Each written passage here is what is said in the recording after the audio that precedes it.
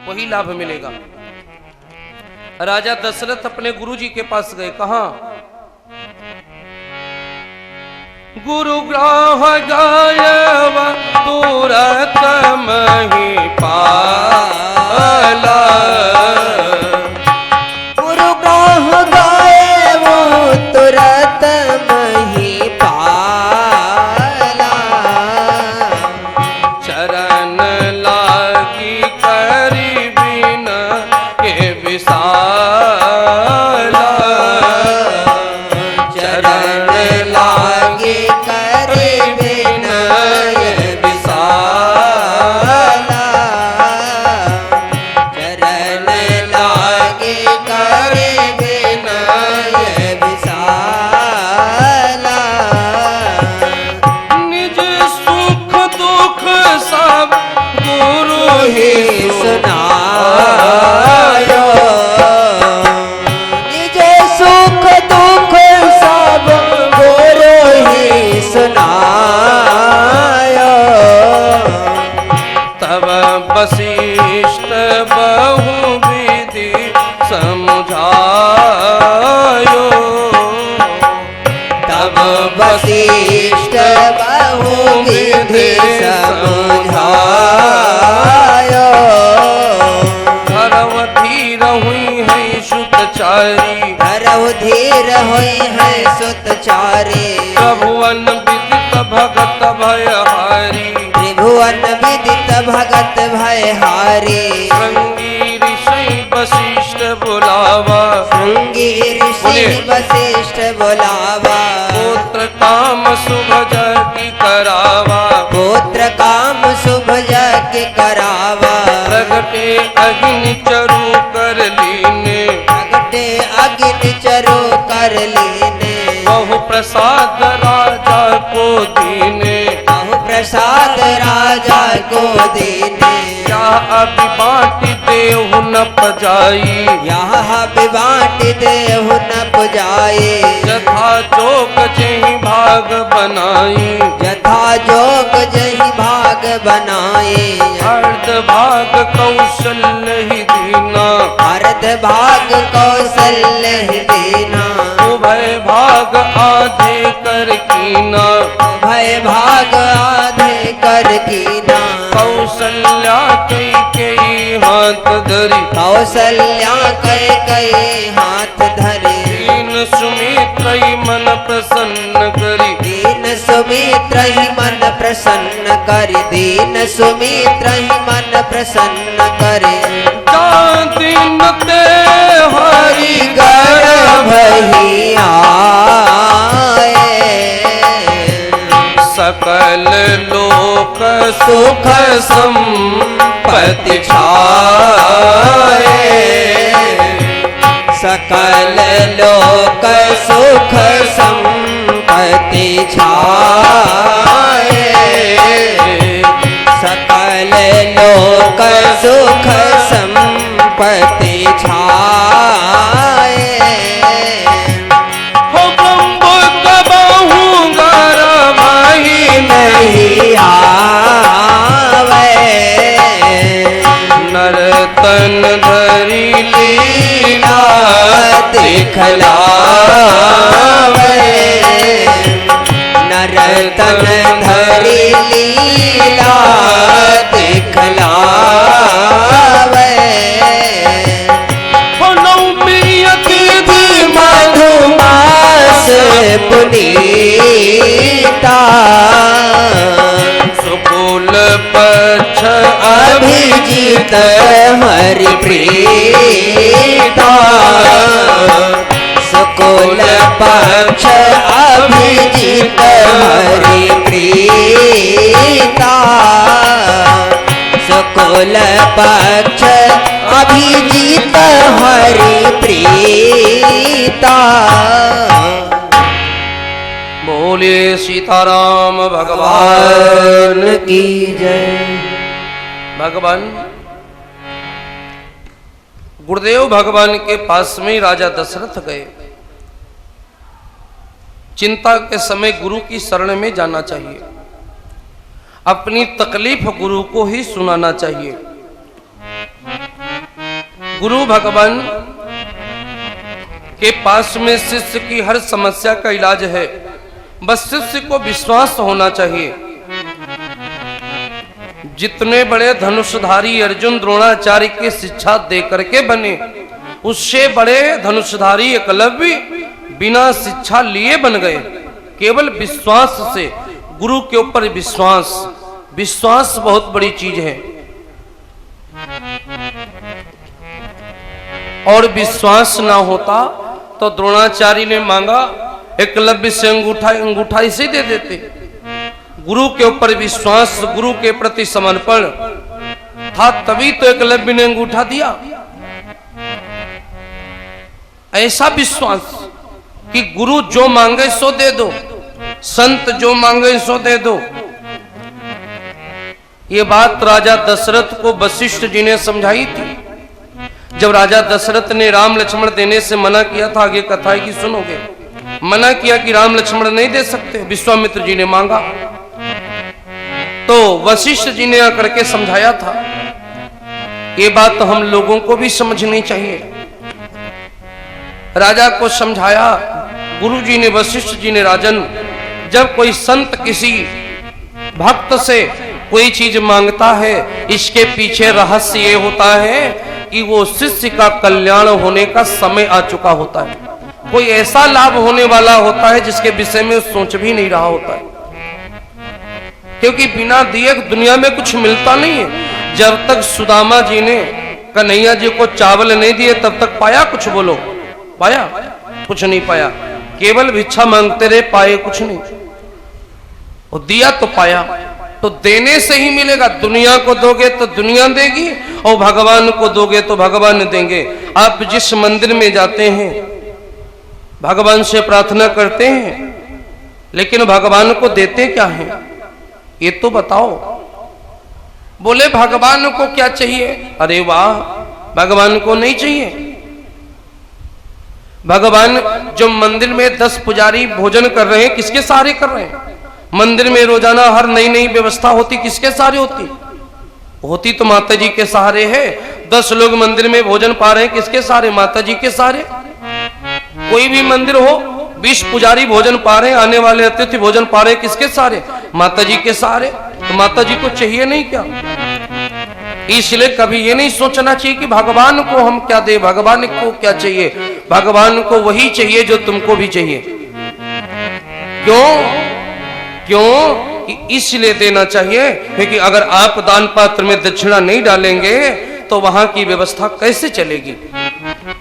इसलिए व्यवस्था में दान पात्र, मंदिर में इसीलिए दान पात्र रखे जाते हैं। हर व्यवस्था का कोई ना कोई कारण होता है। आप अपनी आसपास की कोई भी मंदिर है, उस मंदिर में जाते हैं तो उस मंदिर में दान पात्र होता है, उसमें दान डालते हैं। और मैं हर कथा में कहता हूं कि आदमी को सुखी रहना है तो आप दान सीख लो, संपन्न होना है तो दान सीख लो, सेवा सीख लो। सेवा धन से ही होती है। यही कारण है मनुष्य शरीर पा करके धन कमाना चाहिए। धन को धन नहीं कहा गया, धन को पुरुषार्थ कहा गया है साहित्य में। पुरुषार्थ इसीलिए कहा है कि मनुष्य के जन्म का लक्ष्य ही है कि आप धन कमाएं, खूब कमाएं, और धर्म के नाम पर खर्च भी खूब करें, और उसमें और बरकत हो और दान करें। दान हमेशा अपनी हैसियत के अनुसार करना चाहिए। अगर आपके पास में पैसा अधिक नहीं है तो आप अपनी कमाई का थोड़ा सा भाग दान करें, पूरा न करें, आधा न करें, थोड़ा सा अंश करें। उसी के विपरीत है कि जिसके पास धन है उनको भी ये बात सोचनी चाहिए कि आप दान पुण्य करें तो इस तरीके से, जिस तरीके से परमात्मा ने आपको दिया है। होता क्या है, हमने देखा है कि ज्यादातर सारे भक्त नहीं, ये मैं शिक्षा दे रहा हूं, ये ना सोचना महाराज जी यहाँ के लिए बोलते नहीं, मैं तो मंदिरों के लिए बोल रहा हूं, मैं अन्य जगहों के लिए बोल रहा हूं। मैं ये नहीं बोलता कि आप यहाँ करो, मैं शिक्षा दे रहा हूं कि अगर आपको भगवान ने 10 रुपए के लायक बनाया तो 10 रुपए दान में रखो, लेकिन भगवान ने अगर आपको 1000 के लायक बनाया तो 1000 करो, भाई आपकी व्यवस्था से मंदिर चलेंगे, आपकी व्यवस्था से धर्म चलेंगे, आपकी व्यवस्था से कथा चलेगी। भगवान ने जिस लायक बनाया हो उस लायक काम करना चाहिए। पता चला अब हो 10 रुपया के लायक और कर रहे हो 100 रुपये, तो नहीं करना चाहिए, 10 ही करने चाहिए। लेकिन भगवान ने बनाया 1000 के लायक और फिर भी 10 रुपये लो, भगवान ही हमारी श्रद्धा है। तो भगवान कहते तुम्हारी नियत में खोट है। सुबह नाश्ता करते हो 500 रुपए का, 200 रुपए का, हमको चढ़ाते हो 10 रुपए, बेईमान कहीं के। ज्यादा तक जो बड़े आदमी होते हो 10 ही चढ़ाते हैं। जाएंगे माता जी के मंदिर में, भगवान के मंदिर में, उद्यान पात्र में 10 की नोट ही डालेंगे, 50 की नहीं डालेंगे, 100 की नहीं डालेंगे। लोग सोचेंगे, लाइव कथा जा रही, लोग सोचेंगे महाराज जी दान के ऊपर बोलते। दान के ऊपर इसलिए बोलते हैं क्योंकि दान ही एक ऐसा विषय है जो हमारे जीवन से तकलीफों को दूर करता है। जीवन में जो भी अच्छे बुरे तरीके से कहीं से भी कैसा भी धन आ जाता है तो उस धन की शुद्धि होती है दान से। दान से धन की शुद्धि है। भागवत में सुखदेव जी ने बताया था राजा परीक्षित को। तो जब तक ये बीमारी दूर नहीं होगी तब तक सुख नहीं आएगा, इसलिए मैं बोल रहा हूं। ठीक, और कोई कारण नहीं, मैं इसलिए बोल रहा हूं क्योंकि शिक्षा अगर हम लोग नहीं बोलेंगे, हम लोग नहीं समझाएंगे तो भक्त जानेंगे कहां से। इसलिए समझा रहा हूं कि अगर भगवान ने आपको मजबूत बनाया है तो आपकी व्यवस्था भी मजबूत ही होनी चाहिए। फिर भगवान को शर्मिंदा मत करो। क्योंकि एक आदमी रेलवे के किनारे चादर बिछा के सोता है, एक आदमी कोठी में रहता, दोनों में अंतर है। व्यवस्था एक जैसी नहीं है तो एक जैसी व्यवस्था आप भी मत करो। आपको विशेष बनाया तो आप विशेष करो जीवन में, और आज ही नहीं अपने जीवन पर्यंत ये बात गांठ बांध लो। ये बात आज आप लोग कथा में सुन के जा रहे हो, गांठ बांध लो। क्योंकि धन से ही धर्म होता है। अगर किसी को आप रोटी भी पवाओगे तो आटा मोल का ही होगा, होटल पे पवाओगे तब भी मोल का ही पैसा लगेगा। पानी भी पिलाओगे तो बिस्लेरी 20 रुपए की है ना। तो अगर भगवान की पूजा करोगे, दो बत्ती भी लाओगे तो पैसा। इसलिए धन से धर्म संभव है, इसीलिए लिखा है धन से धर्म। ये बात मैंने एक जगह पढ़ी बहुत पहले, मैं कक्षा 6 या 7 में पढ़ता था। तब मैंने एक कोटेशन पढ़ा एक मंदिर में, धन से धर्म होता है। तो मेरे को बड़ा अजीब लगा। उस समय मेरी मानसिकता जो भी रही होगी, तो मेरे को ऐसा लगा ये क्यों लिखा है, क्या धन नहीं होगा तो धर्म नहीं होगा क्या। उसके बाद में कथा तभी मैं शुरू भी कर चुका था। उसके बाद जब 6-7 साल बीत गए कथा कहते हुए, तब जाकर के ये बात अपने आप मेरे दिमाग में आई कि हाँ ये बात तो सही थी। मेरे जितने भी प्रश्न थे बाल्यावस्था के, वो सारे प्रश्न मेरे हल हो चुके हैं। अब मुझे मेरा कोई प्रश्न है ही नहीं भगवान से, क्योंकि सारे प्रश्नों का उत्तर मेरी छोटी सी उम्र में ही भगवान मुझे दे चुके हैं। अब मेरा कोई प्रश्न भगवान से नहीं है।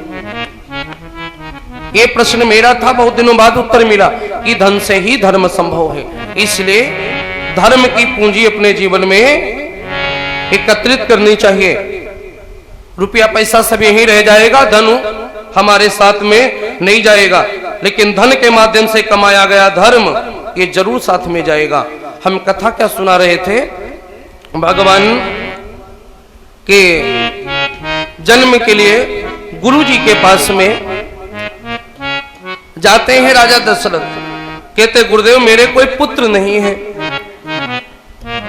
मेरे कोई पुत्र नहीं है। तो बोले कि पुत्र नहीं है तो चिंता मत करो, तुमको पुत्र मिलेंगे। कैसे मिलेंगे, उसके लिए आप यज्ञ करो।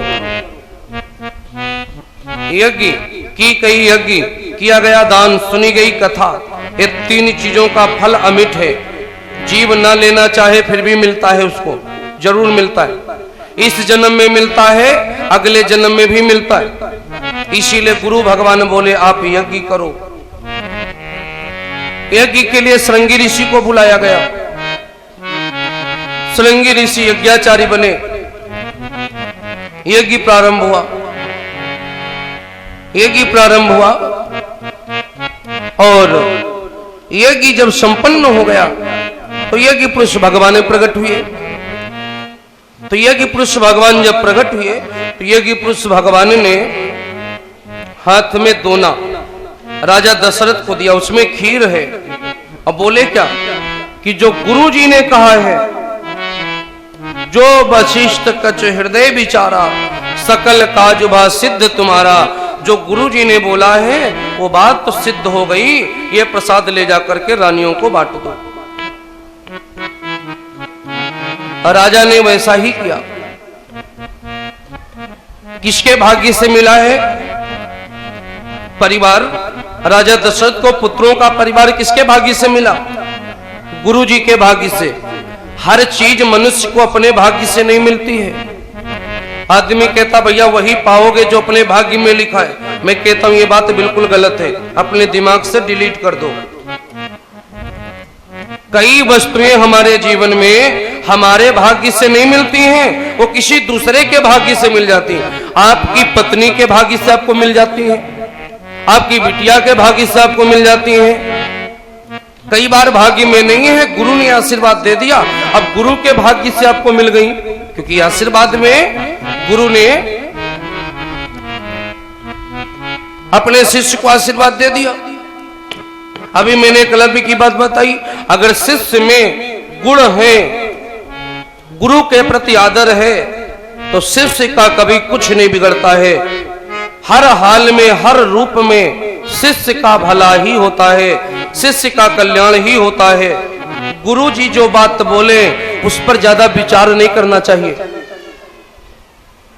मैं एकलव्य की बात बता रहा था, बता ही दूं। एकलव्य से द्रोणाचार्य जी ने मांगा अंगूठा दे दो, अंगूठा दे दिया। दुनिया में ये प्रश्न सभी लोग करते हैं कि द्रोणाचार्य ने एकलव्य से अंगूठा मांग लिया, लेकिन उसके बदले दूसरा हिस्सा कोई नहीं देखता कि द्रोणाचार्य ने एकलव्य को क्या दिया था।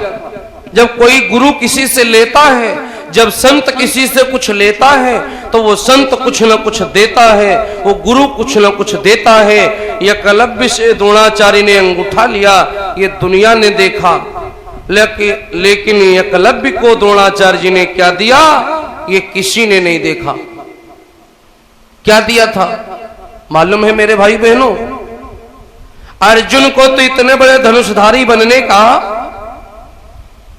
नाम मिला इतने युद्ध लड़ने के बाद, और जो नाम अर्जुन को इतने युद्ध लड़ने के बाद मिला, अर्जुन से बड़ा नाम एकलव्य को बिना युद्ध लड़े मिला। यह दिया है द्रोणाचार्य जी ने, अमर कर दिया एकलव्य को। बोले गुरु भगवान की। एकलव्य को अमर कर दिया, बिना युद्ध लड़े हुए एकलव्य अमर हो गए। संसार कहता है कि एकलव्य से बड़ा धनुषधारी कोई नहीं हो सकता। मिला अर्जुन से बड़ा इनाम। तो गुरु जब देता है तो जगत को पता नहीं चलता, भगवान जब देते हैं पता नहीं चलता, संत जब देते हैं भगत को तो पता नहीं चलता। हाँ, लेकिन जब भगत से लेते हैं तो जगत को पता जरूर चलता है। चाहे भगवान ले, चाहे संत ले, चाहे गुरु ले, जब वो लेते हैं तो पता चलता है। जब राम लक्ष्मण मांगे तो ये दुनिया को पता चल गया कि विश्वामित्र जी ने मांगा, लेकिन विश्वामित्र जी ने जब राजा दशरथ को 2 के बदले 4 लौटाया, तब किसी ने नहीं ध्यान दिया कि विश्वामित्र जी ने दिया है। दिया गुरु जी ने ही था। राम लक्ष्मण लेकर के जनकपुर ना जाते तो जनकपुर से 4 बहुएं आती, भला बोलो कैसे आती? 2 लेकर के गए, राम लक्ष्मण 2, तो दिया कितना? 2 दूना 4। जनकपुर से 4 बहुएं आई, चारों बेटों की शादी हुई वही, दूना करके दे दिया। तब जगत को पता नहीं चला, किसी का ध्यान ही नहीं गया कि विश्वामित्र जी ने दिया है, गुरु जी ने दिया। तो गुरु, भगवान, संत ये जब देते हैं तो पता नहीं चलता, लेकिन जब लेते हैं तो पता जरूर चलता। एक ही पुरुष भगवान बोले कि जो तुम्हारे गुरु जी ने कहा है वो बात तो सिद्ध हो गई है, तुम्हारे गुरु के कहने पर यह कार्य पूर्ण हो रहा है। ये प्रसाद ले जाकर रानियों को बांट दो। राजा वो प्रसाद लेकर के आए, रानियों को बांटा। आदमी कई बार जब अधिक प्रसन्न होता है तो गलती करता है, हो जाती गलती जाने अनजाने में, और कई बार आदमी दुख में होता है तब गलती होती है, हो जाती है।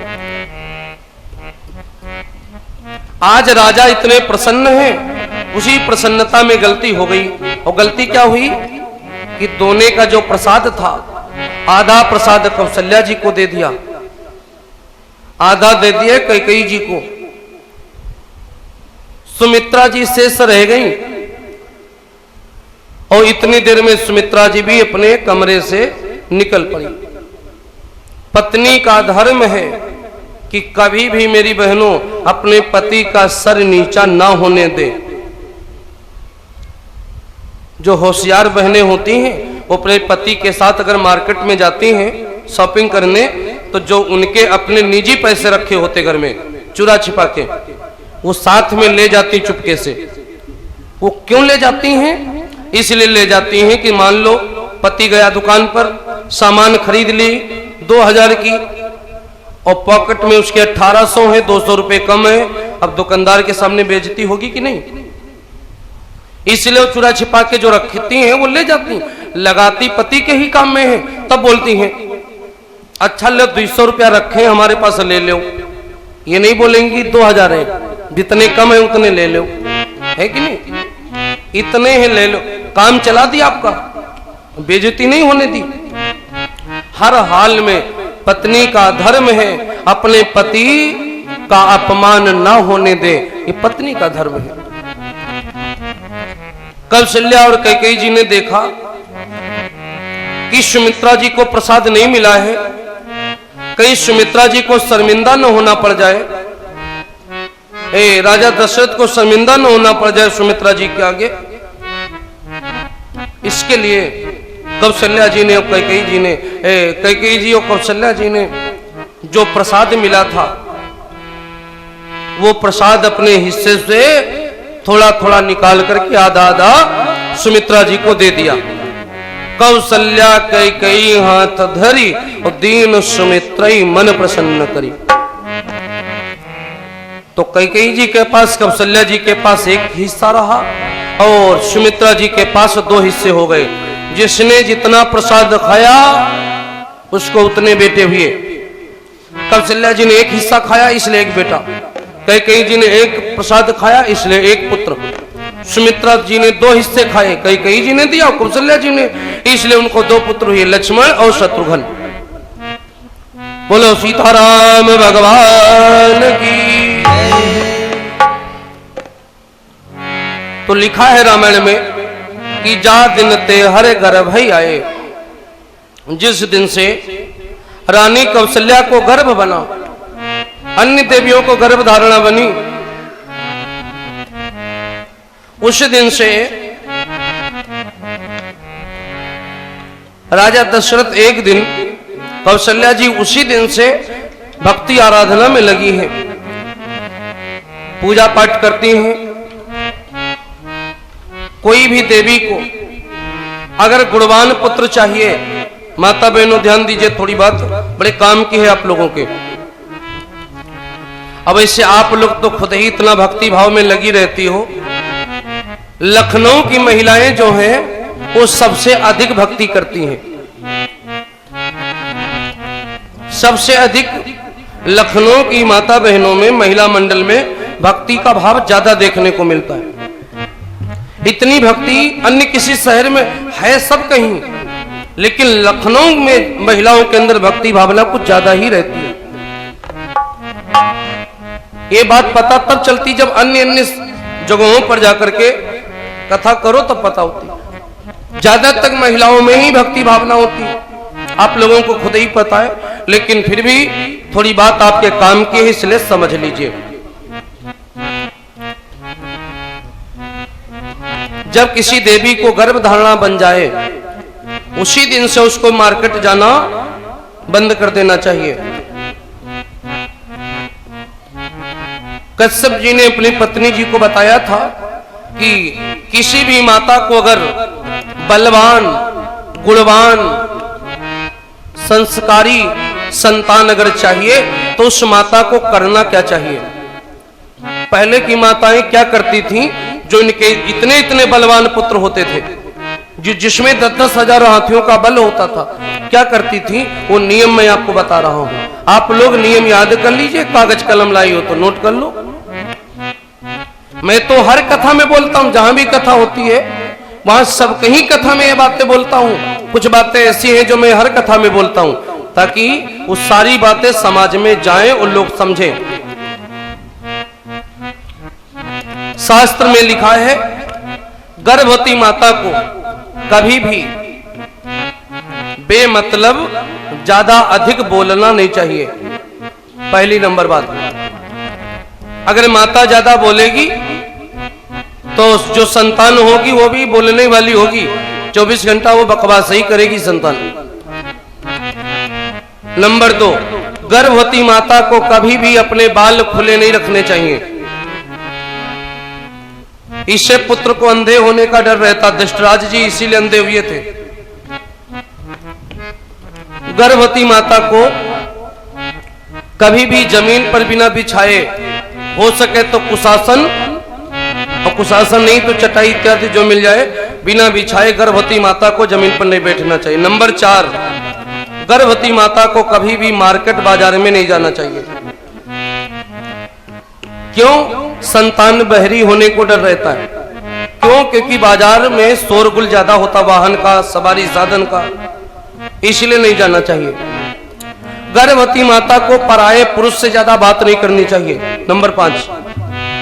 नंबर 6, गर्भवती माता को जितने दिन उसको गर्भ धारणा हो, प्रसव न हो जाए, तब तक उसको अपने घर में ही रहना चाहिए।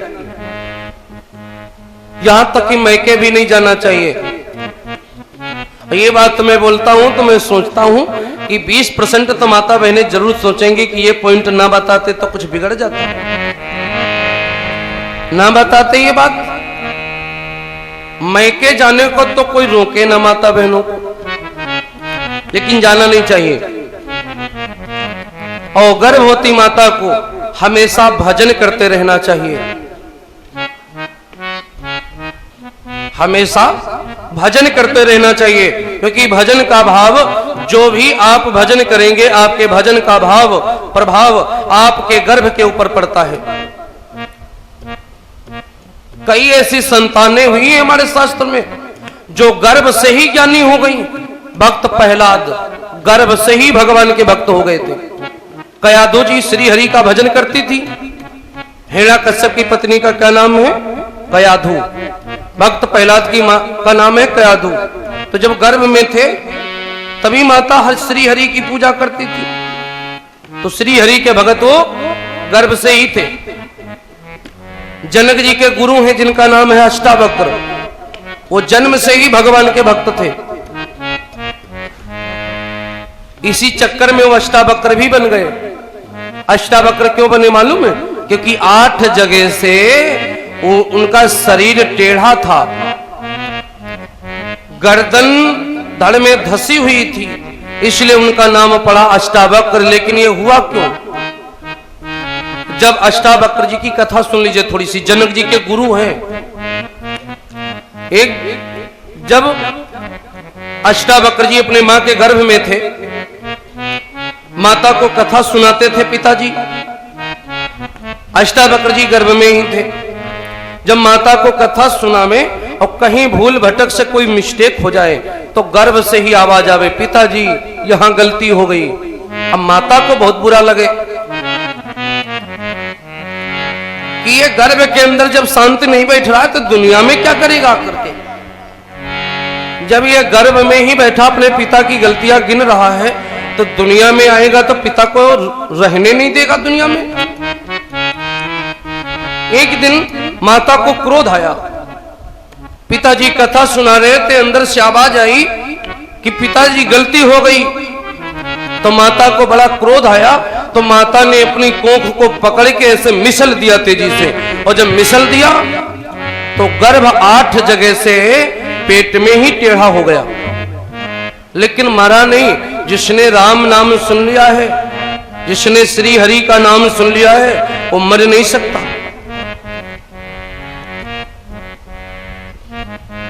जो अमर कथा हुई थी, आप लोगों ने कथा सुनी होगी।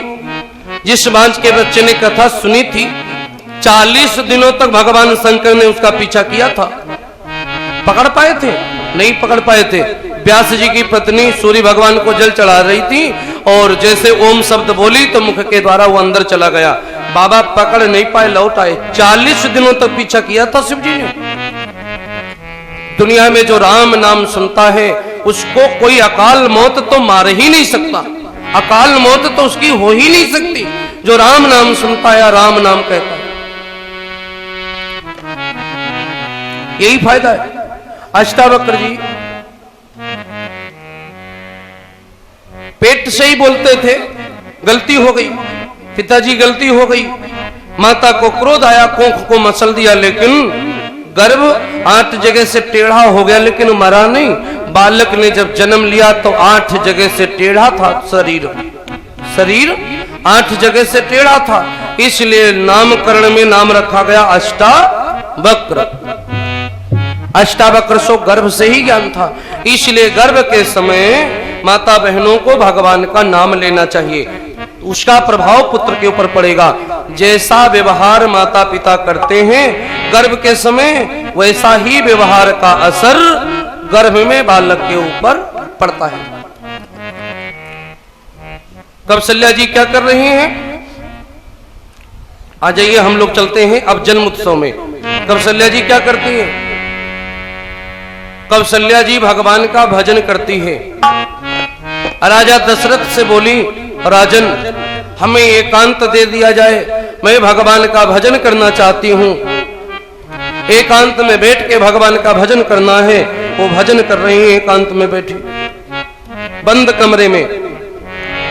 आज वो दिन आया, आज वो तिथि आई, चैत मास की 9वीं तिथि, दिन के 12 बजे हैं। अभिजीत नक्षत्र उस समय लगा हुआ था और ठीक उसी समय भगवान प्रकट हुए कौशल्या जी के कक्ष में।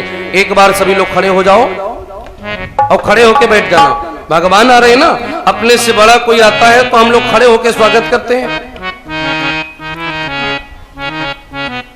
भाई प्रगट कृपाला दीन दयाला कौशल्या हितकारी। भय प्रगट कृपाला दीन दयाला कौशल्या हितकारी। भय प्रगट कृपाला दीन दयाला कौशल्या हितकारी। हर्षित महतारी मुनि मनहारी अद्भुत रूप विचारी। लोचन अभिरामा तनु घन श्यामा निज आयुध भुज चारी। भूषण बनमाला नयन विशाला शोभा सिंधु खरारी। कहती कर जोरी स्तुति तोरी यही विधि करहु अनंता। माया गुण ज्ञाना तीत अमाना वेद पुराण मनंता। करुणा सुख सागर सब गुण आगर यही गावन श्रुति संता। सोम मोहिन लागी जन अनुरागी भय प्रगट श्री कंता। ब्रह्मांड निकाया निर्मित माया रोम रोम प्रतिवेद कहे। मम उर सोवासी यह उपहासी सुनत धीर मति धीर न रहे। उपजा जब ज्ञाना प्रभु मुस्काना चरित बहुत विधि कीन कही कथा सोहाई मात बुझाई। यही प्रकार सुत प्रेम नहीं। माता पुनि बोली सोमति डोली तजहु तात यह रूपा। जैसी सुलीला अति प्रियशीला यह सुख परम अनूपा। सुनि बचन सुजाना रोदन ठाना हे बालक सुर भूपा। यह चरित जे गावहि हरि पद पावहि तेन परई भव कोपा। यह चरित जे गावहि हरि पद पावहि तेन परई भव कोपा। यह चरित जे गावहि हरि पद पावहि तेन परई भव कोपा। प्रधेनु सुरसंतहित लीन मनुज अवतार। निज इच्छा निर्मित तनु श्री माया गुण गोपाल। बोले राघवेंद्र सरकार की जय। भगवान आ गए ना तो बोलिए हमारे साथ में, उत्सव है, उत्सव जारी है। आई बहार हंसते हंसते आया, एक मिनट, आई बहार हंसते हंसते आया सौला सरकार हंसते हंसते। आई बहार हंसते हंसते हंसते आया सांवला सरकार हंसते हंसते। बर्थडे है भगवान का, खड़े हो जाओ खुशी में। कुछ लोग फालतू में ना खड़े होना, कुछ करना तो खड़े होना। आई बहार हंसते हंसते हंसते आया सांवला सरकार हंसते हंसते। आई बहार हंसते हंसते हंसते आया सांवला सरकार हंसते। आई बहार हंसते हंसते हंसते आया सांवला सरकार हंसते हंसते। भरत जी का भाई आया, जनक का जमाई आया। भरत जी का भाई आया, चलो जनक का जमाई आया। भरत जी का भाई आया, जनक का जमाई आया। श्रुति बर सरकार हंसते हंसते हंसते आया सांवला सरकार हंसते हंसते। ओ रुचि बर सरकार हंसते हंसते हंसते आया सांवला सरकार हंसते हंसते। आई बहार हंसते हंसते हंसते आया सांवला सरकार हंसते हंसते। आई बहार हंसते हंसते हंसते आया सांवला सरकार हंसते हंसते। बोले राघवेंद्र सरकार की जय। बैठ जाइए सब लोग। भगवान का आगमन हुआ, कौशल्या जी के कच्छ में भगवान प्रकट हुए। और भगवान जब प्रकट हुए कौशल्या जी के कच्छ में, तो कौशल्या जी ने पूछा, क्या पूछा कि तुम कौन हो? उठो बैठो नहीं, ये बच्चे अगर जाएं तो बाहर भेजो। हाँ। पूछा तुम कौन हो, क्योंकि भगवान चतुर्भुजी स्वरूप में प्रकट हुए। कौशल्या रानी पूछते तुम कौन हो, तो भगवान बोले हम हैं कौशल्या हितकारी। भूल गई मैया, क्योंकि राजा दशरथ और कौशल्या जी कौन है, इस बात को जानना जरूरी है। दशरथ और कौशल्या पूर्व जन्म में मनु और शत्रुपा थे। मनु शत्रुपा कौन है? सृष्टि की पहली नारी और पहले पुरुष है। मनु जी पहले पुरुष हैं, शत्रुपा पहली नारी है। इन्हीं से 5 संतानें पैदा हुई हैं, 2 पुत्र 3 पुत्रियां। और मनु जी के ही पोते हैं ध्रुव जी। उत्तानपाद बड़े बेटे थे मनु जी के। अब कथा की वंशावली बताएंगे तो बड़ा समय लगेगा, मेन बात तो समझिए। वही मनु शत्रुपा ने जाकर के नैमिषारण्य में तपस्या की, 28,000 वर्षों तक तपस्या की। भगवान प्रकट हुए श्री हरि, बोले मांगो क्या चाहिए? तो मनु जी ने मांगा था, दान शिरोमणि कृपा निधि, नाथ कहो सतीभाम, चाहो तुम्हें समान सुत, प्रभुसन कवन दुराव। तो भगवान बोले थे, आप सरिस खोजो कहाँ जाई, और नप तब तने होब में आई। और समय आने पर मनु हुए दशरथ जी आई, और शतरूपा कौशल्या माई। इसलिए भगवान बोले, भूल गई मैया क्या? हम वही हैं जिनको आपने मांगा था पुत्र रूप में। तो कौशल्या जी ने कहा, अच्छा तुम पुत्र बन के आए हो? बोले और नहीं तो क्या।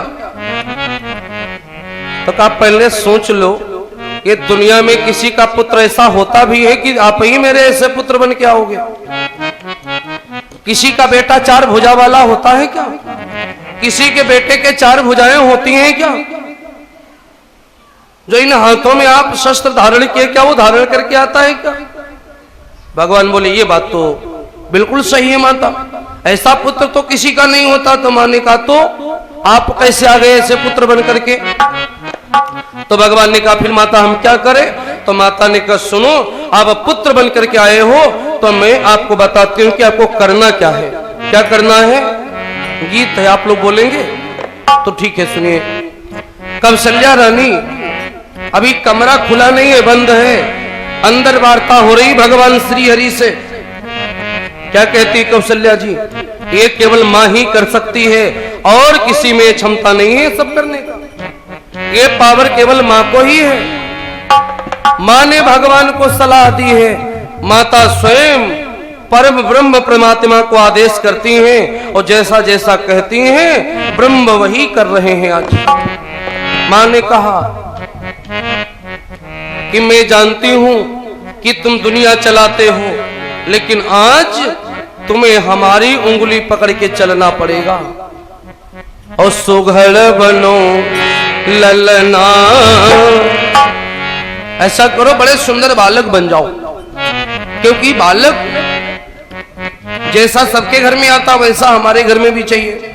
तो बालक बनो, सुघड़ बनो ललना, झूलो मोरे अंगना, सुघड़ रो ललना, झूलो मोरे अंगना, सुघड़ बनो ललना, झूलो मोरे अंगना, सुघड़ बनो ललना, झूलो मोरे अंगना, सुघड़ बनो ललना, झूलो मोरे अंगना, झूलो मोरे अंगना, झूलो मोरे अंगना, प्रभु झूलो मोरे अंगना, सुघड़ बनो ललना, झूलो मोरे अंगना, सुघड़ बनो ललना, झूलो मोरे अंगना, सुघड़ बनो ललना, झूलो मोरे अंगना।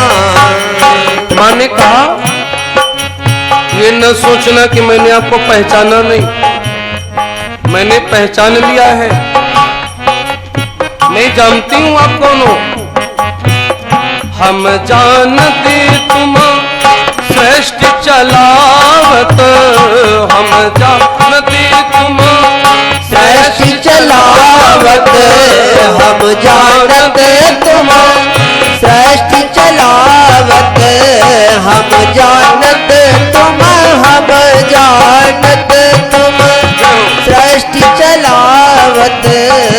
लेकिन मेरी अयोध्या में आए हो तो मेरे यहाँ का नियम आपको मानना पड़ेगा। क्या मानना पड़ेगा?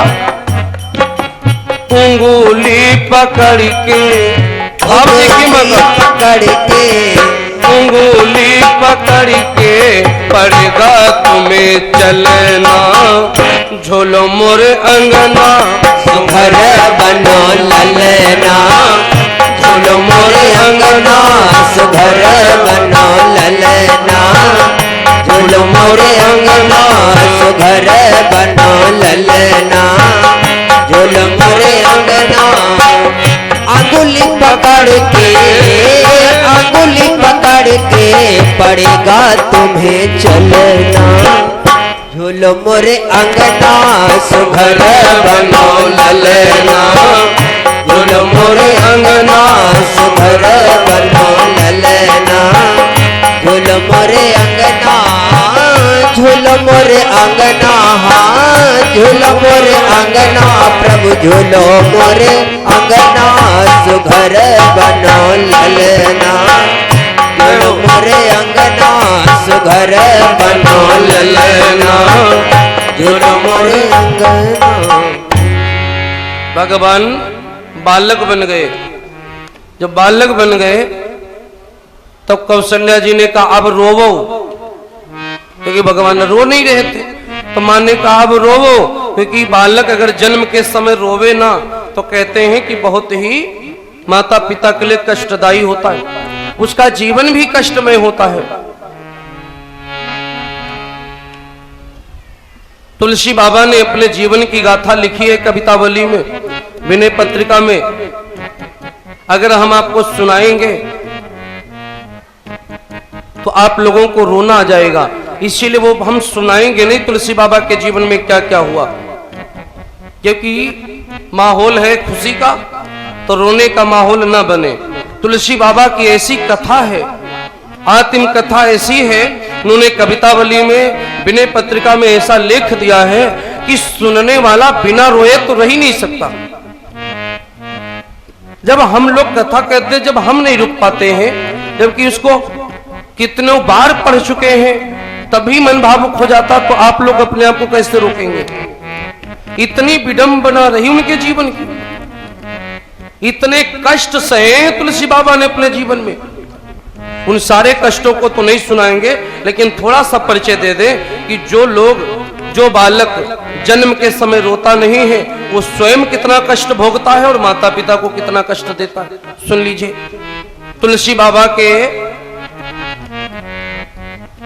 बाबा का जन्म का नाम क्या है राशि का? राम बोला। तुलसी बाबा का राशि का नाम है राम बोला, क्योंकि तुलसी बाबा रोए नहीं थे। जब पैदा हुए थे तो मुख से बोले थे राम, क्योंकि तुलसी बाबा का जो शरीर था सामान्य बच्चे जैसा नहीं था। जब तुलसी बाबा ने जन्म लिया तो तुलसी बाबा का शरीर था जैसे 5 बरस का 5-6 महीने का बच्चा होता है, तो 5-6 महीने के बच्चे का जैसा शरीर होता है वैसा शरीर तुलसी बाबा का था। जन्म लिया तो मुख से बोले राम, इसलिए राशि का नाम पड़ गया राम बोला। और माता का नाम था हुलसी, पिता का नाम है आत्माराम दुबे। तो जो ही जन्म लिया तो माता हुलसी का देहांत हो गया। पिता ने सोचा ऐसा बालक जिसने जन्म लेते ही मां को खा गया तो दूसरा नंबर हमारा, मां समाप्त हो गई तो दूसरा नंबर हमारा ही लगेगा। तो पिता ने सोचा कि चलो घर ही छोड़ दें, ना पास रहेंगे ना अपशगुन होगा। इसलिए आत्माराम दुबे ने, देखो पुत्र को मां नहीं छोड़ सकती भले ही यमराज सामने क्यों ना हो, लेकिन पिता ने साथ छोड़ दिया। पिता ने सोचा कि जब इतना अनिष्टकारी है, मां को खा गया तो कहीं मेरे को भी दिक्कत ना हो जाए, इसलिए पिता आत्माराम दुबे जी ने घर ही छोड़ दिया। पता ही नहीं कहां चले गए होंगे अमेरिका है, भगवान जाने कहां गए। घर में एक दासी रहती थी बेचारी, उसने सोचा कि अब हमको भी जिम्मेवारी संभालनी चाहिए, इसलिए छोटे बालक को रोते हुए उसने नहीं देख पाया तो 6 महीने तक उस दासी ने सेवा की। उस दासी का नाम सुन लीजिए क्या था, उस दासी का नाम था चुनिया। तो चुनिया दासी ने 6 महीने तक लालन पालन किया, उसके बाद में चुनिया दासी भी मर गई। तब ब्रह्मा जी ने विधात्री को भेजा, 6 साल तक विधात्री ने लालन पालन किया। उसके बाद में भगवान तुलसी बाबा जो हैं थोड़ा बड़े हो गए, बहुत अच्छे संत भगवान हुए, संत नरहर जी महाराज उनके संरक्षण में तुलसी बाबा को भेज करके विधात्री वापस हो गई। ऐसी विडंबना रही, फिर आगे बहुत कष्ट मिले। इसीलिए कौशल्या जी कहती रोवो, तो राम जी रोने लगे। और जब रोए, सुनी बचन सुजाना, राम जी अपनी इच्छा से नहीं रोए और ना अपनी इच्छा से बालक बने। माँ ने कहा कीजे सुशीला अति प्रिय शिला, माँ ने कहा बालक बनो तो राम बालक बने। और माँ ने कहा रोवो, सुनी बचन सुजाना, रोदन ठाना। माँ ने कहा इसलिए भगवान रोए। और जैसे भगवान रोए, कहे कहे की आवाज दरबार में गूंजी। दासी दास सब भागे, कहां? राजा को ढूंढने लगे, राजा कहां बैठे हैं? क्योंकि सबको पता है कि राजा को जो सूचना देगा उसको इनाम मिलेगा। ऐसी अद्भुत सूचना सुनेंगे राजा उसको इनाम देंगे। इसलिए सब भागे, राजा कहां, राजा कहां? किसी ने बताया कचहरी में बैठे, सब भागे उधर ही जा रहे। राजा को बताया राजन आपके घर में पुत्र ने जन्म लिया है। और जो ही इतना सुना, दशरथ पुत्र जन्म सुनिका, दशरथ पुत्र जन्म सुनिका, दशरथ पुत्र जन्म सुनिका, दशरथ पुत्र दशरथ पुत्र जन्म सुनिका, दशरथ पुत्र जन्म सुनिका, दशरथ पुत्र दशरथ पुत्र जन्म सुनिका। मन हो ब्रह्मा, मन हो ब्रह्मा, हो नंद समाना, मन हो ब्रह्मा। राजा बड़े ही आनंदित समाना, मन हो ब्रह्मा। बोले दरबारियों को, परमानंद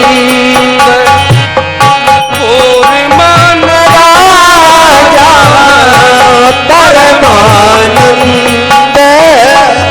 पूरी मन राजा, परमानंद परमानंद पूरी मन राजा। कहाँ बुलाए, कहाँ बुलाए, बजावहु बाजा, बुलाए बजावहु बाजा, बुलाए। राजा ने बाजे बजाने का आदेश दिया, बाजे बजने लगे। दरबारियों को आदेश दिया दान लुटाओ, दान देना शुरू। कैसे? सर्वसुदान तीन सबका हो, सर्वसुदान तीन सबका हो, सर्वसुदान सर्वसुदान तीन सबका हो। जिन पावा, जिन पावा राखा नहीं हो, जिन पावा राखा नहीं हो, जिन पावा राखा नहीं हो, जिन पावा। राजा को सूचना मिली, दरबारियों को आदेश दिया बाजे बजाओ। बाजे बजने लगे, फिर आवाज दिया जी महाराज ऐसा करो, दान लुटाओ। राम जी का जन्म हुआ है इसलिए दान लुटाओ। दान देना शुरू हुआ। दान कैसा देना चाहिए ये कोई रामायण से सीखे हो सकते। मैं गीत सुनाता हूँ। कौशल्या जायो लालन मैं वेदन में सुनी आई। कौशल्या जायो ललना मैं वेदन में सुनी आई। कौशल्या जायो लालना मैं वेदन में सुनी आई। कौशल्या जायो लालना मैं वेदन में सुनी आई। वेदन में सुनी आई पुराणन में सुनी आई। मैं वेदन में सुनी आई पुराणन में सुनी आई। कौशल्या जायो लालना मैं वेदन में सुनी आई। कौशल्या जायो लालना मैं वेदन में सुनी आई। कौशल्या जायो लालना मैं वेदन में सुनी आई। कौशल्या जायो लालना मैं वेदन में सुनी आई। कौशल्या जायो लालना मैं वेदन में सुनी आई। वेदन में सुनी आई पुराणन में सुनी आई। मैं वेदन में सुनी आई पुराणन में सुनी आई। कौशल्या जायो लालना मैं वेदन में सुनी आई। कौशल्या जायो लालना मैं वेदन में सुनी आई। कौशल्या जायो लालना मैं वेदन में सुनी आई। कौशल्या जायो लालना मैं वेदन में सुनी आई। वेदन में सुनी आई पुराणन में सुनी आई। वेदन में सुनी आई पुराणन में सुनी आई। वेदन में सुनी आई पुराणन में सुनी आई। कौशल्या जायो लालना मैं वेदन में सुनी आई। कौशल्या जायो मैं वेदन में सुनी आई। कौशल्या जायो लालना मैं वेदन में सुनी आई। काहे को काहे कोया को बनो पालना। काहे कोया को बनो पालना। बनो पालना बनो पालना बनो पालना बनो पालना। काहे के लागे पूतना मैं वेदन सुनिया आई। काहे के लागे पूतना मैं वेदन में सुनी आई। काहे के लागे पूतना मैं वेदन में सुनी आई। कौशल्या जायो लालना मैं वेदन में सुनी आई। कौशल्या जायो लालना मैं वेदन में सुनी आई। कौशल्या जायो लालना मैं वेदन में सुनी आई। कौशल्या जायो लालना मैं वेदन में सुनी आई। चंदन को बनो पालनो। चंदन कोवा को बनो पालनो। चंदन कोवा को बनो पालनो।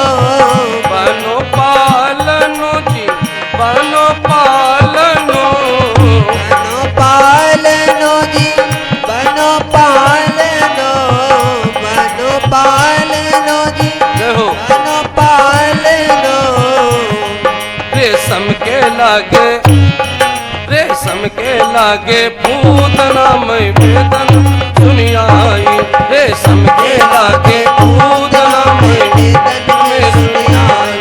रेशम के लागे पूतना मैं वेदन में सुनी आई। कौशल्या जायो लालना मैं वेदन में सुनी आई।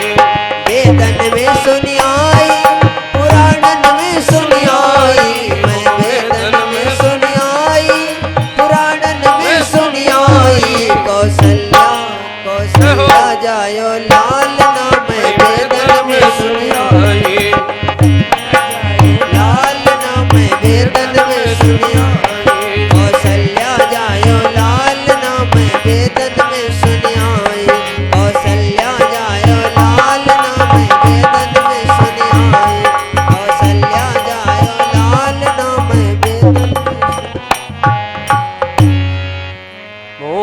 राघवेंद्र सरकार की।